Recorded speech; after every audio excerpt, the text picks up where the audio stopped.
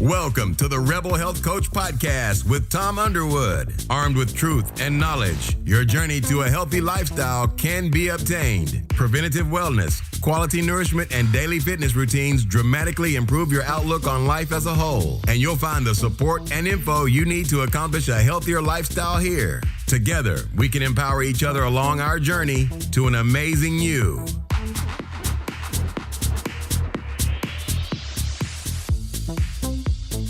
Good morning, good evening, good afternoon, whenever you may be listening to this show. Welcome to today's episode of the Rebel Health Coach Podcast. My guest is Jennifer Savage. Jennifer is a doctor of traditional naturopathy and a functional medicine practitioner. For the last 8 years, Jennifer's functional approach to health begins in teaching her clients about the root cause of dysfunction and guiding them to incorporate lifestyle changes that will in turn support improved function with their bodies. Today, we are going to be going over functional lab work as opposed to pathological or conventional lab work. Enjoy the show. Welcome to the Rebel Health Coach Podcast, Jennifer Savage. How are you today? I'm great, Tom. Thanks for inviting me on. Oh, absolutely. Thanks for joining me. This is a topic that I have been wanting to do for a long time, and I just haven't got around to it. And then after reviewing a lot of blood work the first part of the year about patient labs and other labs, and I was like, I got to do a podcast on this because I get the same answer every time I ask the person, every time they send me their labs. Well, my doctor said I was normal. That's a frequent occurrence in my own practice. Yeah. So basically, you and I both know lab work is always just a single set of information from a single point in time. It really never gives us a complete picture of everything that's happening in our bodies. It's just clues. It's just clues that we're looking at. So exactly. What exactly is blood chemistry testing? Well, blood chemistry testing is a way to measure the different chemicals in the body. And that would be things like enzymes, electrolytes, lipids or fats, hormones, proteins, different levels of the nutrients that we require to have our body run properly. Okay. So, and then when we look at the testing, they are recorded in values that we see in different levels in the body. And these values utilize a reference range to determine if they're in a certain position. Okay. Now, you and I both also know there's 2 points of view on lab work, on blood chemistry tests. Mm-hmm. We have the functional medicine or functional blood chemistry analysis, or the functional view of it. We also have the allopathic or pathological blood analysis that the conventional medicine uses a model. What is the difference between the functional blood chemistry analysis and the pathological blood analysis? Well, they do have two different uses, and both are actually very important, very critical, for determining the health of an individual. So conventional medicine relies on blood chemistry testing for diagnosis and to determine if there's disease present in the body. Functional medicine, on the other hand, is looking to use lab testing just to view imbalances that are in the body. So because functional medicine relies on supporting the body as a whole, these imbalances can show us different areas of the body that really do need to be supported at that time. Okay. And so let's before we dive into this next question, what is the difference between normal levels and optimal ranges? Well, this is all going back to the reference range. So to truly understand, what a normal level is, we're relying on the reference ranges that each of the labs assigns to these blood chemistry test results. And they're going to be, ranges based on population. Optimum ranges, on the other hand, are, again, based on functional medicine principles that we're trying to optimize health. So we're looking for these levels that are in a really good position that would be representative of a healthy individual. And that's really the difference between the two. And it's a strong difference. I mean, it's completely the difference between, is there an imbalance, or, as you said early on, just being sent home and being told that your blood work is normal because it does fall within a normal range. Why don't most allopathic physicians or your primary care physician or your healthcare provider embrace these functional ranges or the optimal range? Well, again, we have to go right back to the reason that they use them to begin with. They are looking for disease. They are looking to make a diagnosis. So if these blood levels don't fall outside of the normal reference ranges, then it's basically there's nothing to see here. So that's why they can overlook that. Functional ranges, on the other hand, we're not looking for disease. And I want to be really clear about that. In functional medicine, we're not looking to treat or diagnose, but it's understanding these imbalances in the patterns that we can see in those optimum levels. So these levels are going to be a lot tighter than a normal reference range, many times closer together. Okay. Let's go to this is a question I get asked a lot also in my practice is where do they come up with these reference ranges? Well, that's a really good question. I spent a lot of time investigating that because I have to explain it to my clients. And basically, these labs, individual labs such as LabCorp or Quest, or even the private labs that you might use with your doctor, they calculate these reference ranges based on about 95% of their population, that go to that lab. And this 95% is what they consider, and I'm using air quotes here, apparently healthy people. So they're trying to utilize this reference range to say, okay, this is the healthy range, that we're looking for. And so they're using this subset of lab clients. But when you think about this, people who go have their blood drawn, they're not going there for any other reason than because they're sick or they're ill, or their doctor, has advised them to go have their blood drawn so that they can read this. So if the greater amount of sick people are going to have their blood drawn than healthy people, then surely in that subset of people that are being used, to generate these reference ranges, there's going to be a nominal amount of sick people also registering within this range.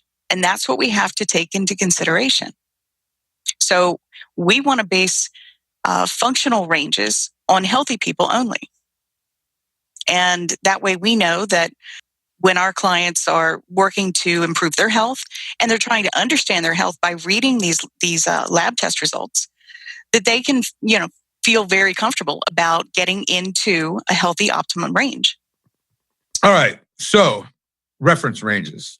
Now this 95% of these calculated ranges, are they whole United States, or are they different areas of the United States, like Southeast, North, West Coast, East Coast? Is this a whole broad spectrum of the United States? Well, it is going to be filled with many different places, many demographics, even ages. And so all of that has to be taken into consideration as well. So if we have somebody from down south who drinks a lot of sweet tea, the reference ranges for glucose or A1C are going to be higher. Very possibly they can, yes.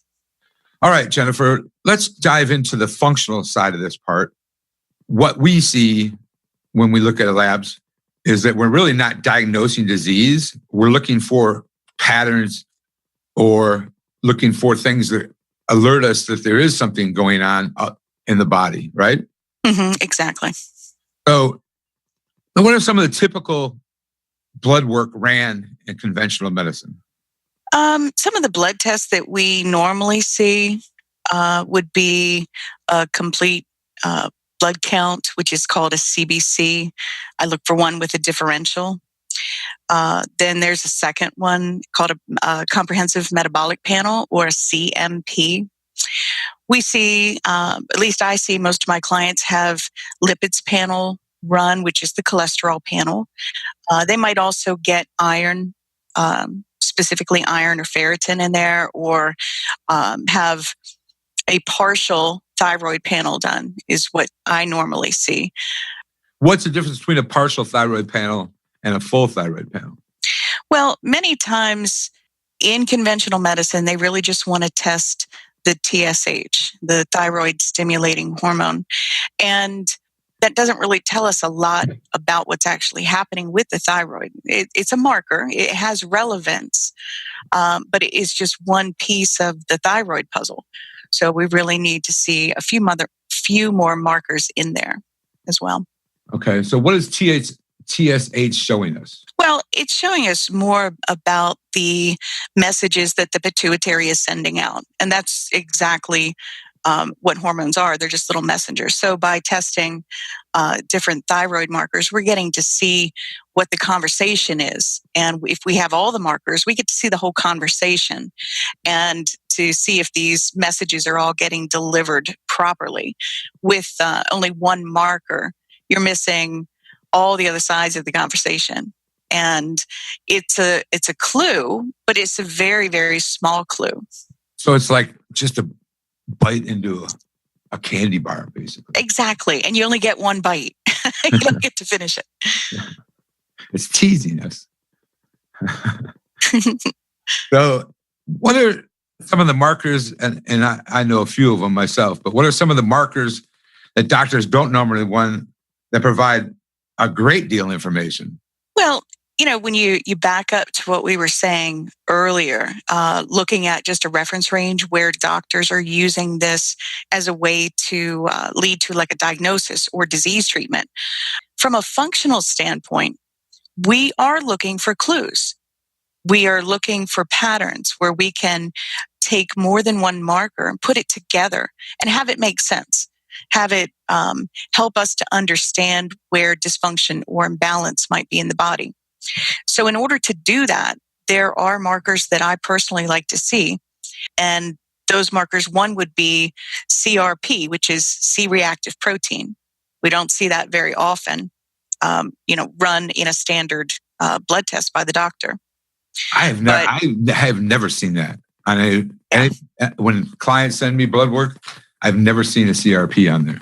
Mm-hmm. Yeah. And that really, it's a general level of inflammation, but it gives us an idea of whether inflammation is in the body or not. And so that just helps guide us along. Right. Another one would be GGT. That is an enzyme that it's produced in a lot of different places in the body, but we use it as generally a liver marker. Okay. Now, it's interesting because this marker, if it's high, then we know that this is reflective of something happening in the liver, around the liver.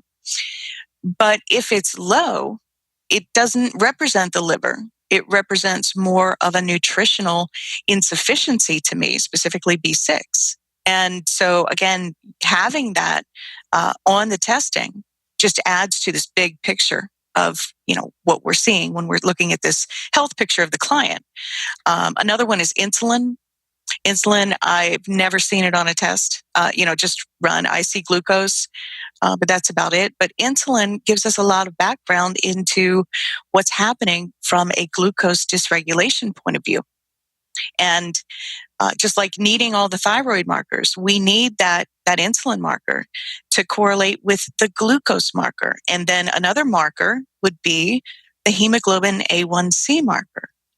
So those three make a nice little picture about what is really happening with blood sugar and helps us to understand that better.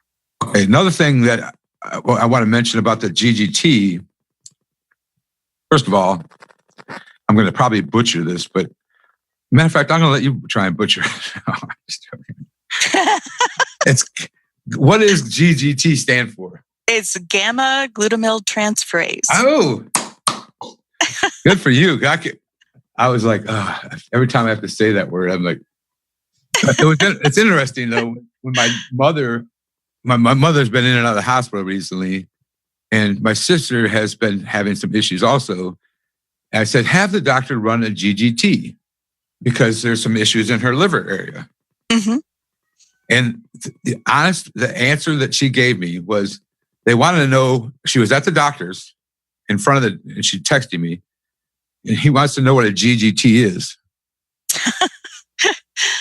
And Yes. I'm like, I said, you might want to leave that doctor and find another one. Yeah, not a popular marker. No, but with somebody with a not so good lipid panel, that's a very important marker for us to look at. Mm-hmm. It is. It is. But again, doctors are relying conventionally on this, telling them, is there going to be disease? Does disease show up? Does a diagnosis for a disease show up? And because that's not the way we work, I mean, our roles are completely different. And that's why the GGT is so common to people who practice functional medicine, not so much in the conventional medicine world because of the two different uses and two different roles. Exactly.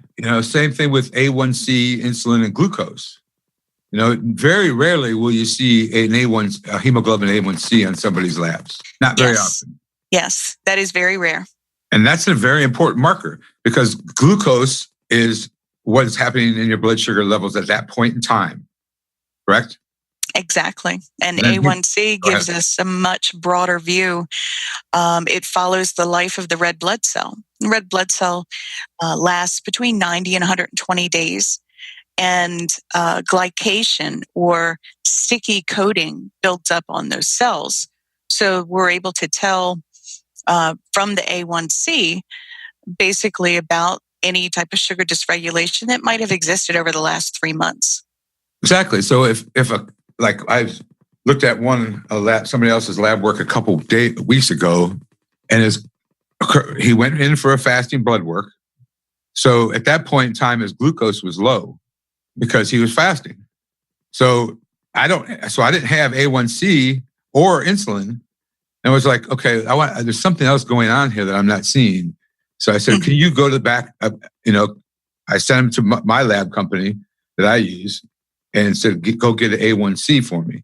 And sure enough, it came back. He was a diabetic. Oh, absolutely. And see, this is the value of being able to explore patterns. Again, even though we're not looking for a diagnosis, we can see a lot of dysfunction. Right. And if it's something that needs to be addressed by a doctor, we're able to say to our clients, hey, you need to talk to your doctor about this. You need to bring this up. So exactly. And I think what people out there listening need to know is this is your body. And these are your labs for that body you live in. You need to ask for some of these markers we're mentioning and ask them to be run. You're paying for it anyway, ultimately. So like A1C for sure. If you're doing a fasting blood work, there's no reason not to run A1C. I absolutely agree with you. And all of these, whether the doctor knows about them or not, they are common markers in blood drawing. So if you're sitting there filling up tubes, you may as well withdraw these markers from the blood that you're giving. Absolutely. Yeah. I encourage my clients to get as many markers as they possibly can. A lot of them work through their doctors, and I just provide them a list, of what I'd like to see. And honestly, for most of them, their doctors are very accommodating. So they will try and help them get whatever markers they can. I've run into the situation, as with my sister, when I told her to get a GGT, they wouldn't do it. They said no. Yeah, in some cases, I think there's a lot of bureaucracy that prevents doctors from being able to fulfill certain types of requests, whether it's through them, through the lab, through the insurance company. There's usually, a reason that they have for not being able to do it. Exactly. I agree with you 100%. And lab or insurance companies, even though you're paying for it ultimately, some of those, and also the doctors don't know a lot of people don't know how to code for these, but that's just an excuse in my opinion. Let's go back to C-reactive protein, because a lot of people don't understand what that is. Well, C-reactive protein comes in two forms. It can be a standard C-reactive protein, or it can be what they call an HSCRP, which is a high sensitivity CRP. And that is going to be a much tighter, smaller range that is more reflective of heart health than just a regular CRP, which is just, as I mentioned earlier, just standard inflammation markers. Let's go a little deeper now. Let's talk about red blood cells for a minute and the value as opposed to serum level. Okay. So some people have heard of RBC values, red blood cell values. And one of the main things that we want to see from a blood chemistry test is what level do you have in your body of nutrients, vitamins, minerals? How are those levels? Because all of these things are necessary for you to actually have optimum health. So if you have insufficiencies of these nutrients in your body, that's going to be a big clue why you might not be feeling so well. So we can utilize red blood cell testing for a lot of different minerals that this tells us if they're actually in the cell or if they're in the serum in the blood. And being in the blood obviously doesn't tell us if it's in the cell and working for you. And that's an important piece of the picture. So when possible, I like to have my clients get as many RBC values as they possibly can. I was thinking about when you're talking there about another marker that we don't see a lot of, and that would come in here into play here is magnesium. A lot of doctors don't run magnesium. Yes. Yeah, absolutely. And that's specifically one that we would really want to see on an RBC value. I do see it on blood on occasion, but again, that's just a serum value. So I really don't know if it's in the cell or if it's just kind of hanging out there. Exactly. And, the thing about the RBC value is just as we spoke earlier about the A1C, we're talking about red blood cells here. So they have a life, a 3 to 4 month time frame. And so we're really getting an optimum view of these levels that are in that particular body over the course of time. So using RBC really does provide us, a good average over that 3 to 4 month time frame. Why should we consider blood testing, and how often do you recommend you get it done? Well, I have a strong passion about using blood testing. One of the reasons is because we don't have to be biologists or any special scientist to understand these basic markers. The information I'm sharing with you today didn't come from me. I didn't make it up. I use a resource, Dr. Dickon Weatherby. Yep. And he, as a doctor, plus many other doctors, have given information that have set this in place to understand the functional values, and the optimal values that we're looking for. And so I get really impassioned about people being able to empower themselves and understand their own health. And there's a lot of people out there that want to understand, what these symptoms that they're having, what do they mean? Why do they have them? And I feel like a lot of people are kept in the dark. And I don't think it's intentional. And I don't necessarily believe that it's meant to happen this way. But this is how things have been done for so long. So you go to the doctor, they look at these normal reference ranges. They say you don't have a disease, so there is no diagnosis. You're fine, go home. But you're sending that person home, the person who says, hey, I don't feel good. I have achy joints. I have an upset stomach all the time. I have headaches frequently. So the blood test didn't say anything to the doctor. On the other hand, when we're dealing with functional medicine, these clues that we talk about, these imbalances that we talk about, can be subtle. And that's why we want to see these optimum values. And in turn, I want every single person out there who wants to take part in their healthcare, that wants to understand it better, that wants to take advantage of the tools that we have. I want them to be able to do that. This is what I teach my clients. My clients come to me, and when they leave me, they have these tools. They know how to use them. They know how to keep themselves healthy. So that's why I suggest that anybody who is really interested in taking care of their health, get a blood test done and learn how to read it. Okay. And that brings me up. Where should people go to learn more about their blood? Well, they can learn from the same resource that I do. And again, that's, Diggin Weatherby. Dr. Weatherby has at least one book that I know out that deals with understanding blood chemistry ranges and markers. So it's a slight investment, but this book tells you everything you want to know about the markers that we're talking about today, and plus some that we aren't, and explaining what they mean, explaining what the patterns can show you. This is not any type of, and it shouldn't be perceived as any type of hidden information or information that's only privy to physicians or licensed professionals, because that's not the case.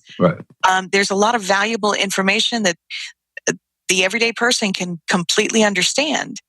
And I got to tell you, my clients are actually a little bit surprised that there's not more to it.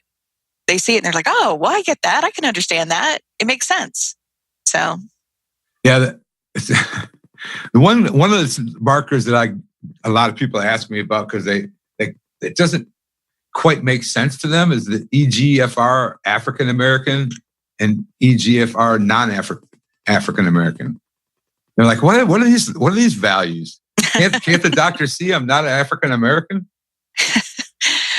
Well, and of course, the values are going to take into consideration the specifics, including, like the demographics that we talked about before.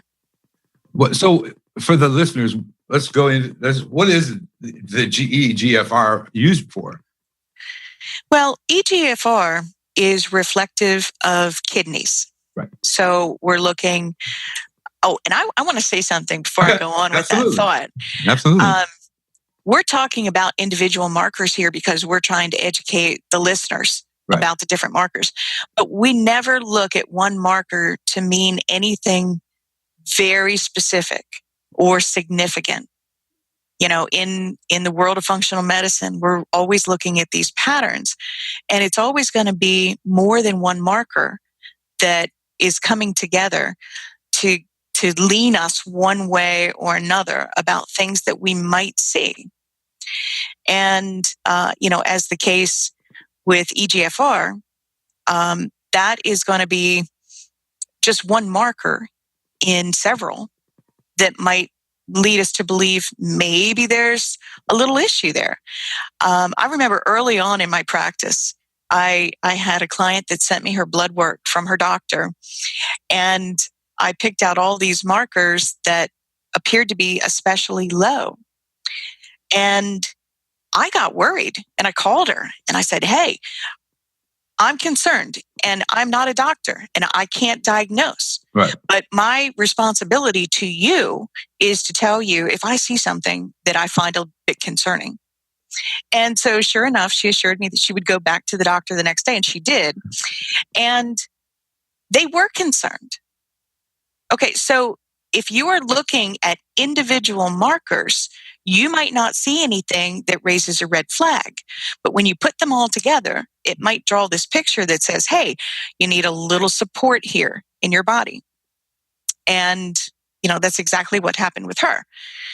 So, all right, coming back to the EGFR, now this is what they call a glomerular filtration rate. And it does use 4 different things. It uses age, uses creatinine levels, it uses gender, and it uses race to determine kidney functions. So that's why there's 2 separate markers on there, because we have to encompass those 4 variables. Exactly, and it's really good for us as functional medicine coaches to look at, because it tells us a little bit about what's going on in your kidneys. Correct? Mm-hmm. It does, and it could also be nothing. Right. And that's the value of pulling all these markers together into a big picture. Well, this is like putting these markers together is like putting a puzzle together. It is. It is. And, you mentioned early on in this program that they're just a picture in time. And that's very true. If you're a little dehydrated and you didn't drink some water before you went in to have your blood drawn, then you might have several markers that we might consider a little bit out of balance, but it could be something as simple as dehydration. Exactly.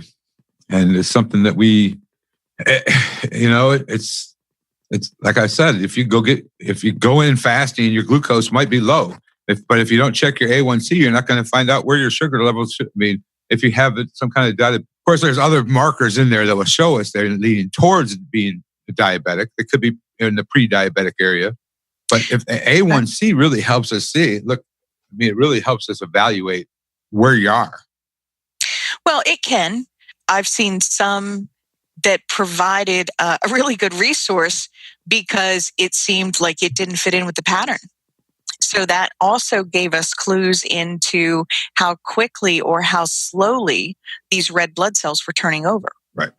So again, it might not fit perfectly into the pattern to use the 3, but it is going to be significant when it stands out by itself. It doesn't make any sense. Right. And it just leads you to another place to investigate. Let's go back to TSH, thyroid panel and TSH. What are some of the markers you like to see for thyroid health? Well, I like to see them all. There's 10 markers, and right. I do use a testing facility that I'm really happy with, and they capture all of them. So that's always a good place. But just to cover the very basics, we want to see TSH, we want to see free T3, free T4, and reverse T3. That can, give us some clue as to what's happening there, which actually leads us to other clues within the body. All right, let's talk about where services are available to request your own labs. Well, the one that I like absolutely the most, because in all honesty, functional medicine is very new and upcoming, but it is also being paid out of pocket. So my clients, I'm looking to help them get the most benefit at the least cost. So I found this lab. This is run by a doctor, put together by a doctor, and he's acting as an intermediary between the client and LabCorp.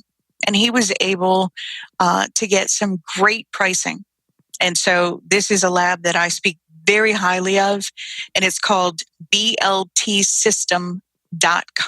And that's like bacon, lettuce, tomato system.com. And this is open to the public. You go there, you get the best price. And we talked about a CBC with a differential and a CMP, and you can get both of those, which has many markers on there, 25 markers or so, and you can get them for right around $25 total. So that is an extremely cost-effective way to keep track of what's going on in your health 2 to 4 times a year. You can test and keep tracking this. There is another one as well, and they have great customer service, and that's mymedlab.com. Yep. I use that quite frequently. Yeah. So there's so many resources online now. People can just look up, Direct Labs. I think that's another one. I'm comfortable, with the one that I use, but I think that it's important that your listeners know that they do have the freedom to go get their own lab testing, and it gets sent right to them. It doesn't go to their doctor. It goes right to them, and they can then take it into their doctor. So. And now for some general housekeeping. First things first, if you enjoyed this episode, please take a minute, go into your app and rate and review this show. Then share it with your friends. This would mean the world to me. Next up, to join my mailing list for newsletters and other emails, text RHCP, Rebel Health Coach Podcast, RHCP, to 22828. Again, text RHCP to 22828. I promise not to send you endless emails. Believe me, who has the time for that? Now, to grab a free 20-minute consultation with me, go to my website, and on the homepage, at the bottom is a red button that says Book Now. Click it and schedule your consultation with me. I will have you fill out an intake form so that during our consultation, we can discuss what I can do for you and also see if we are a good fit to work together. You can find the link in the show notes also. Thank you and enjoy the rest of the episode.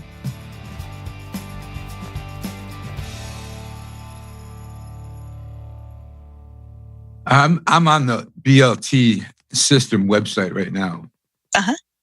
And it's a good price. For a comprehensive lab panel, which includes almost everything we're talking about in today's show. 72 markers.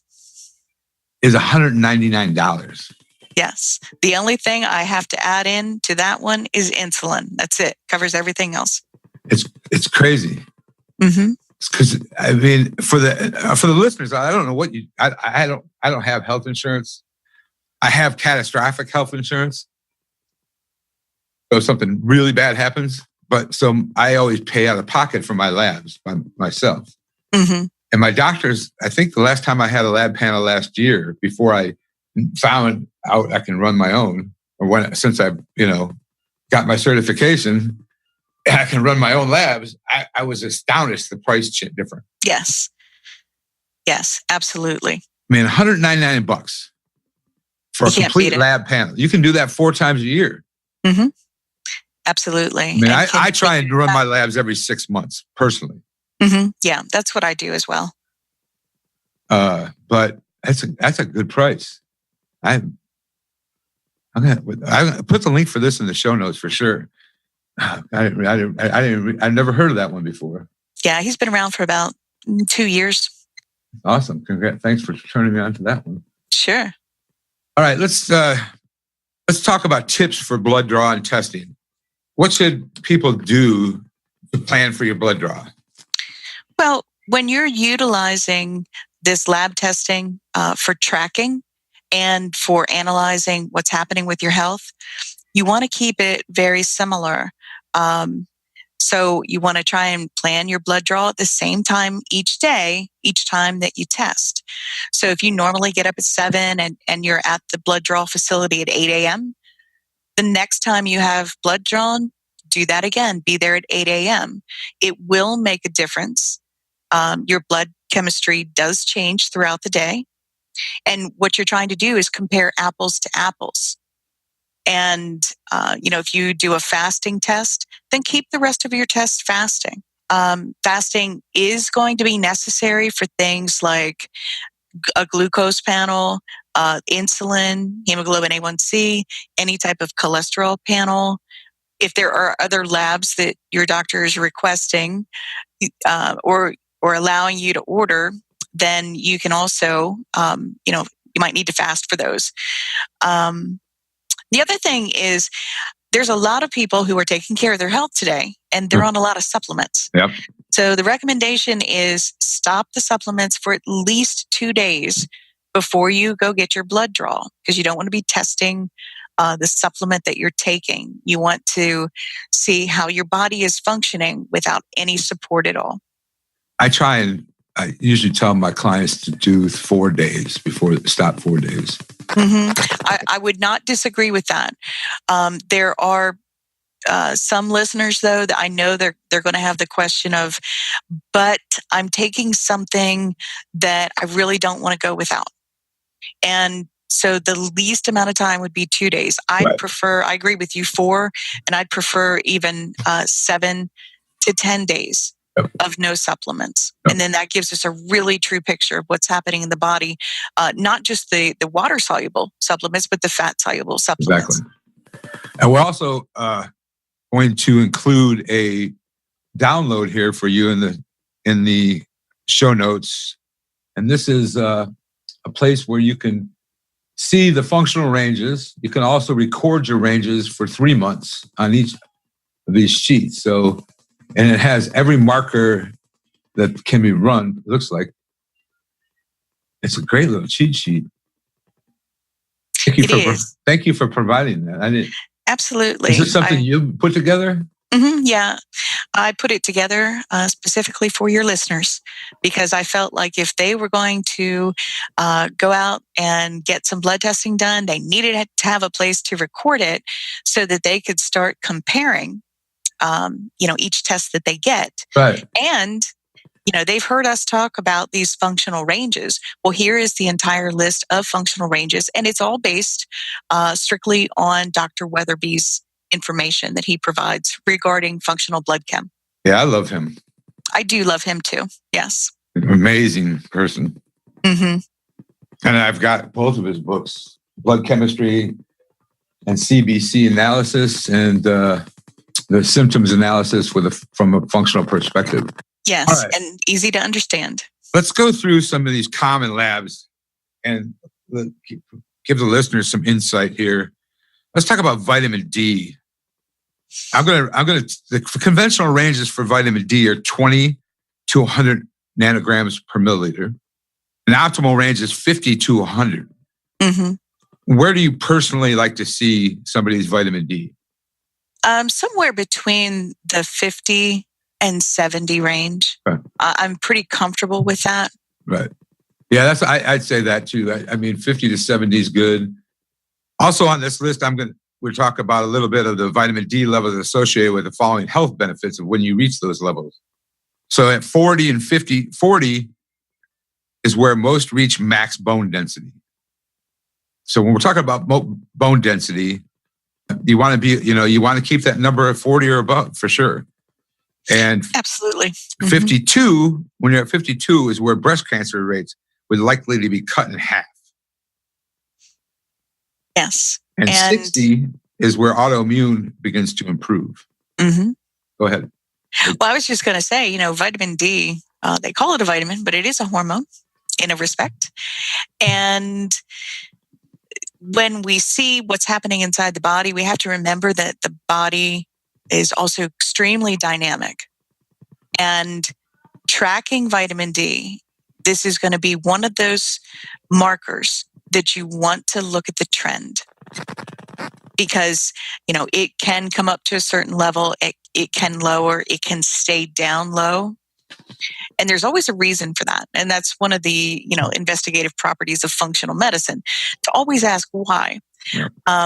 But, you bring a very good point here that if you are below a certain level, that can impact other areas of your health. And I think that that's really important to understand that just taking a vitamin D supplement may not be the thing that raises it. Right. Well, yeah, right. I mean, in vitamin D, I did one on sunshine vitamin because it's a sunshine vitamin. Well, it is. And it's based on cholesterol.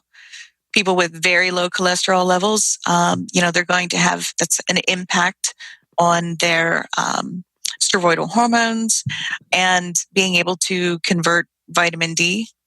So, there's a lot of interplay between all of these. And this is what I feel is the biggest purpose for these markers, is to be able to see what this interplay is between these different levels. Right. All right, let's go move on to, and then when you're over the 100 mark, we're starting to talk about toxicity in the body.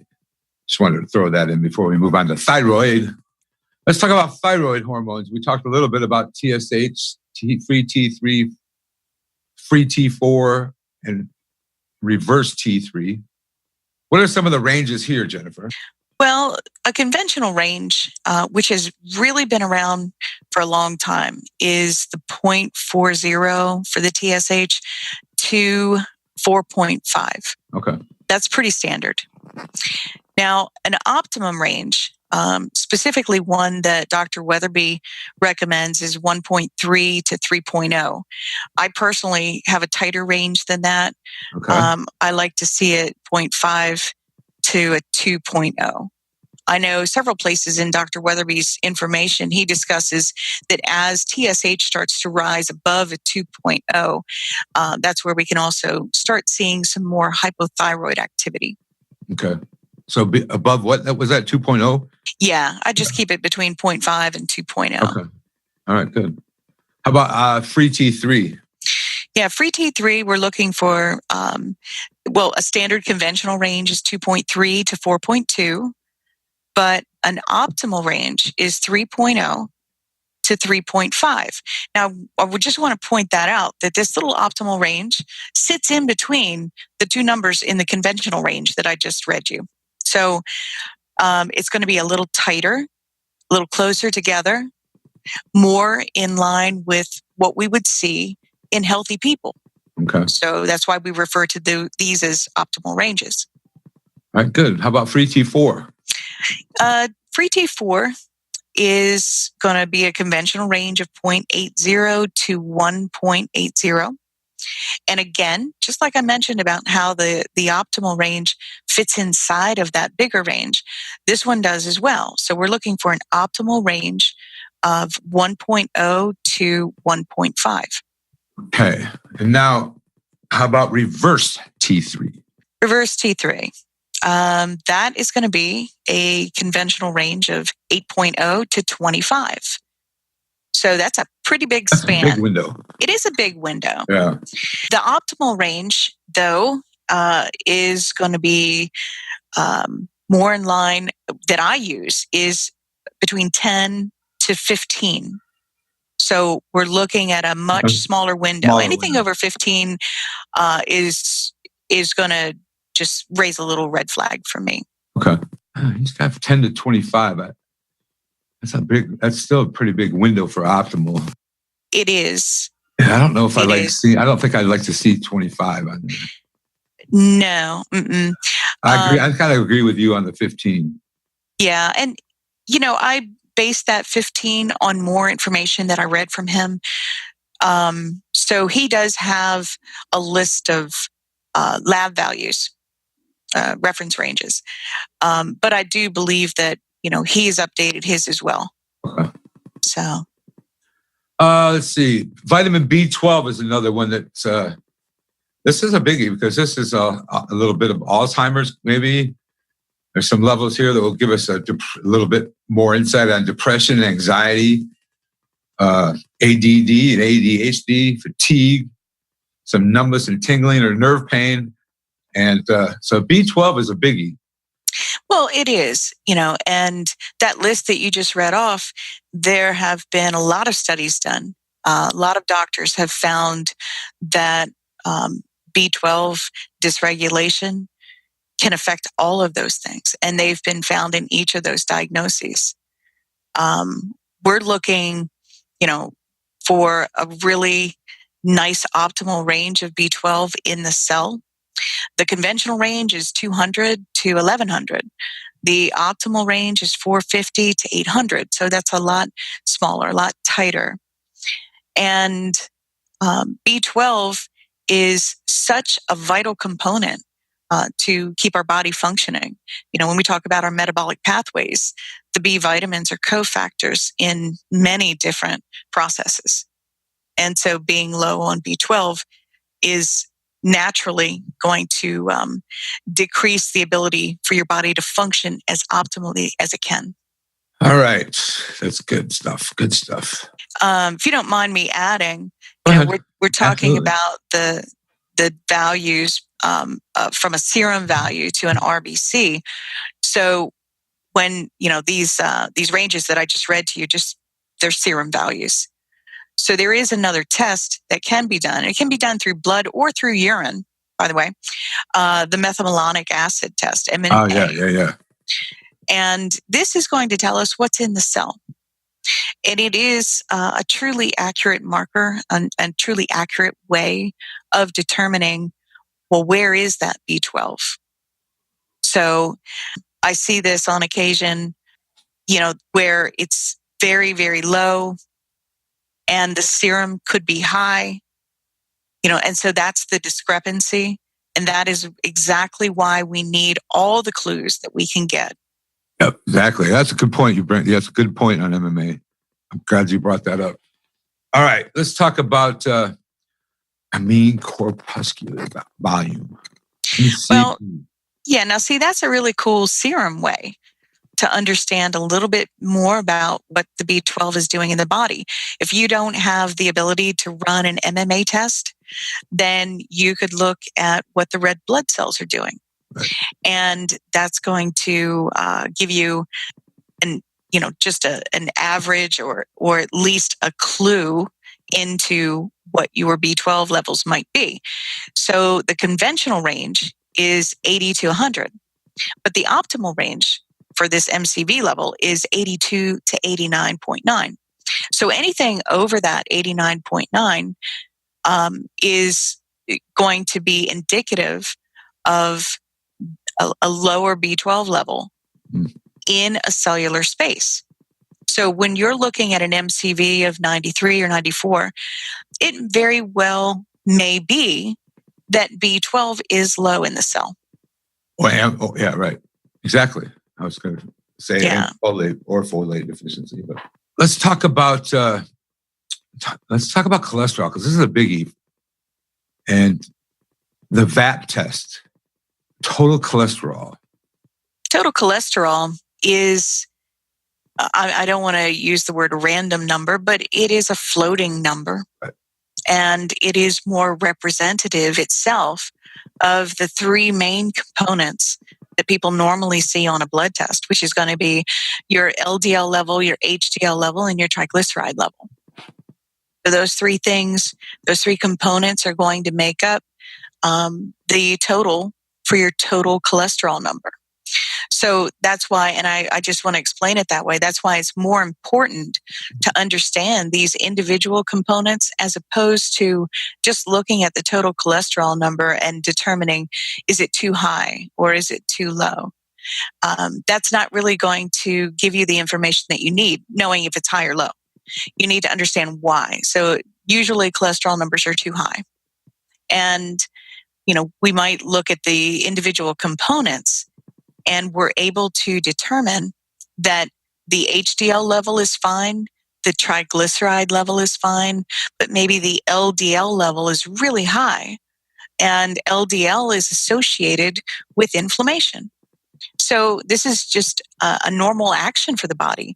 This is the body's way of repairing. And especially, I've noticed this after any type of dental surgery. If you went and had blood work done, you'd notice a really high LDL. Well, that's because your body is trying to repair the trauma. And so this is not anything out of the ordinary. And then, a few weeks later, LDL comes back down into range. So don't be fearful of the LDL. Use it as data.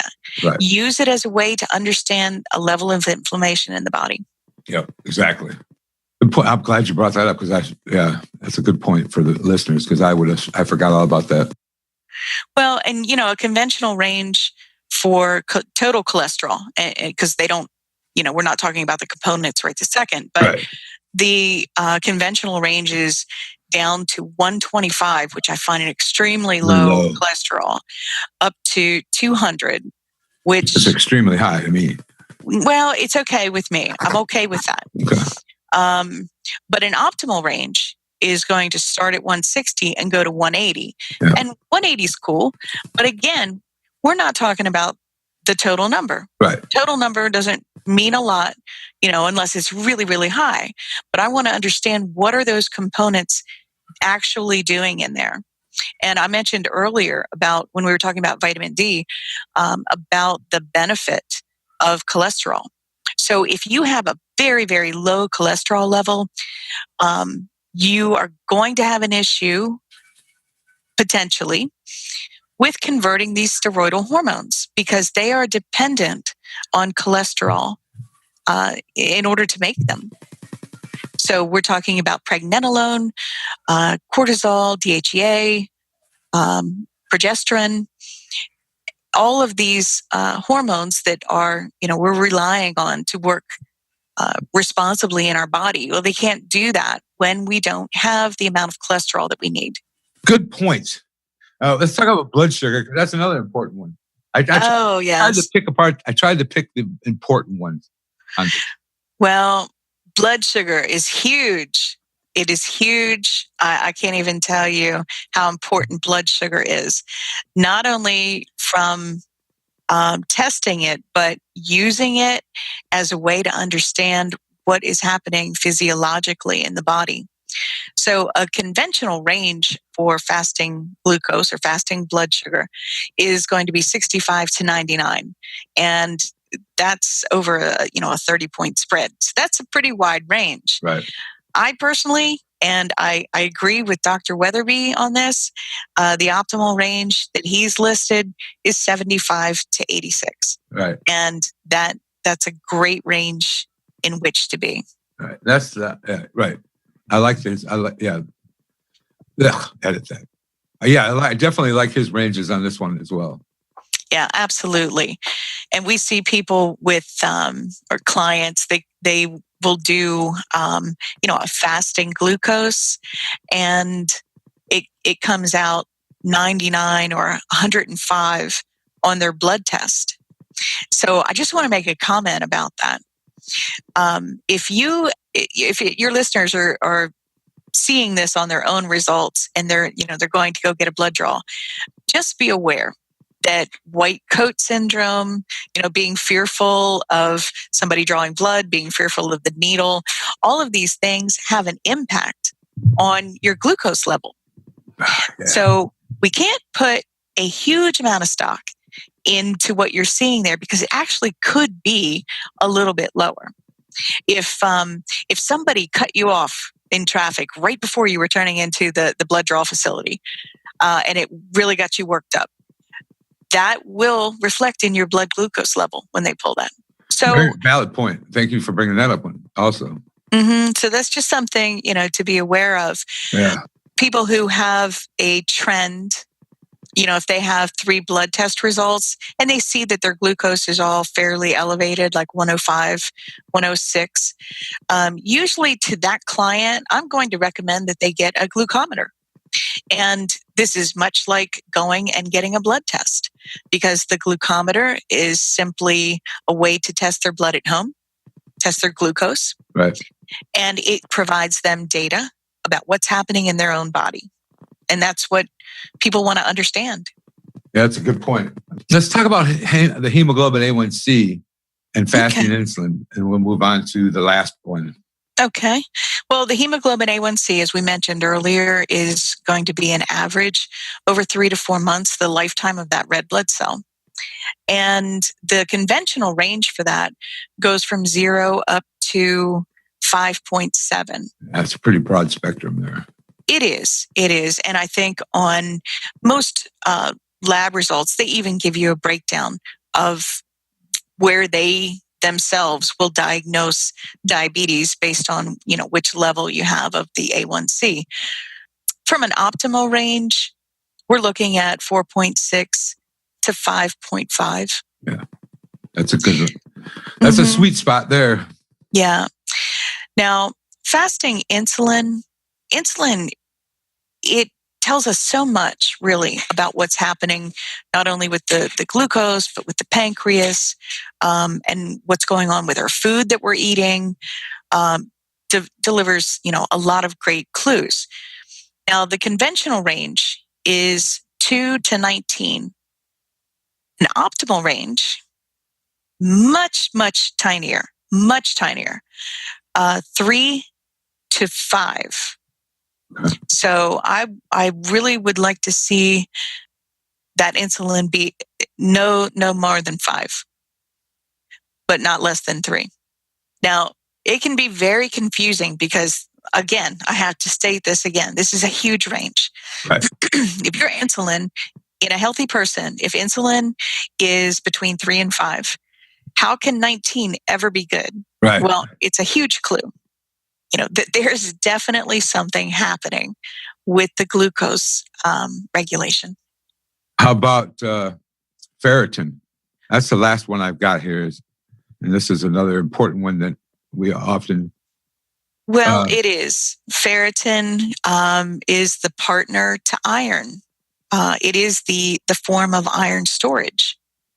So you can't just look at an iron level and really see the whole picture if you do not have a ferritin level as well. So, it could lead us to believe that there is an insufficiency happening there if we see a very low ferritin. Again, our job is not to diagnose or to look for disease. We're looking for these imbalances. And when we see them, these are the clues that, help lead us to find what might be happening. Right. The clients that have very low ferritin, low iron, they might experience fatigue, some type of weakness, could be irritability. One thing I always hear about are brittle nails. Yeah, brittle nails and a funky nail too. Yeah. If somebody's got funky nails, it's usually an indication of ferritin. Well, let me interpret your funky nails. My funkiness? Meaning that there's usually a little bump in the end and your nail might grow funny. Restless leg syndrome. Okay. Yeah. Not getting involved, in any type of diagnosis, but we hear a lot about restless leg syndrome. A lot of commercials on TV about it too.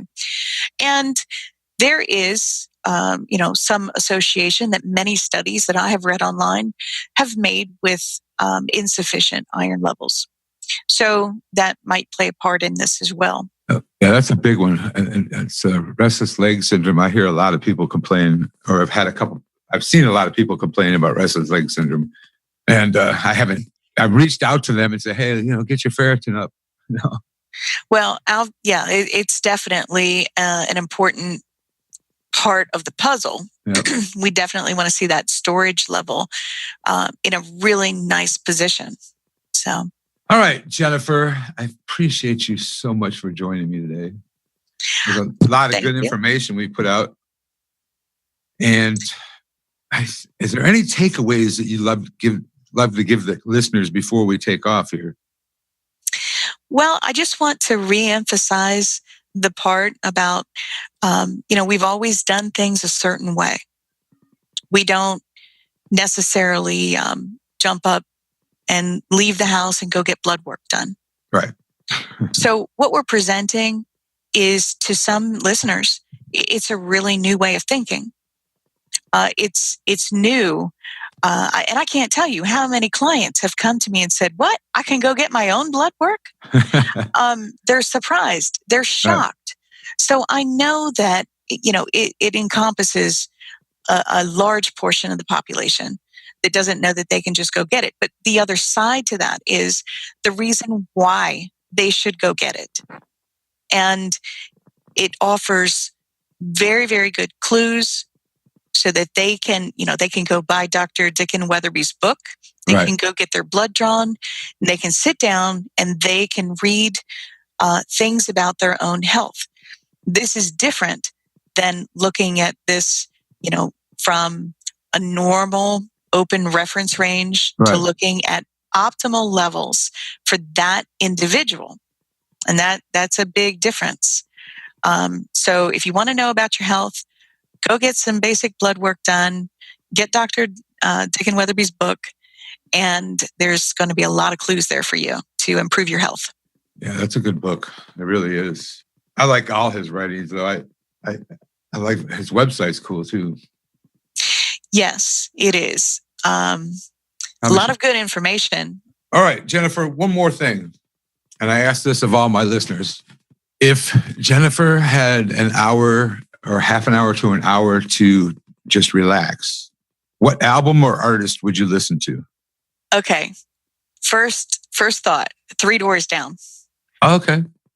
Yeah. I love 3 Doors Down. I do too.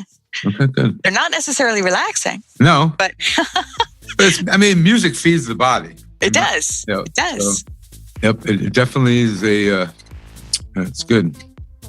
All right. Thank you so much for joining me. And hey, Tom, thank the you. Time out of your day. And no, it was a pleasure. I welcome any chance to sit and converse with you about functional medicine. Thank you for joining in today with the Rebel Health Coach, Tom Underwood. And be sure to subscribe to the show so you can catch all the episodes. With desire and commitment, you can implement a lifestyle of wellness and fitness. For the support, encouragement, and tools you need to be successful, visit tomunderwood.net.